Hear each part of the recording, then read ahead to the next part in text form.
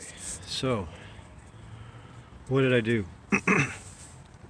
I pulled my choke cable back out through the bike and rested this one up here.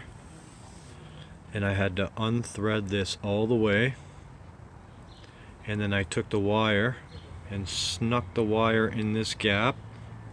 Then I slid this whole piece over. Then I tightened this bolt up as tight as I could. And then I opened the carb like that. And I used a pair of needle nose pliers to put it in, keeping in mind that that side is up. The one with the line you want up. And I will adjust this later on with an 8 for here, and where am I, and a 10 for these two, here and here.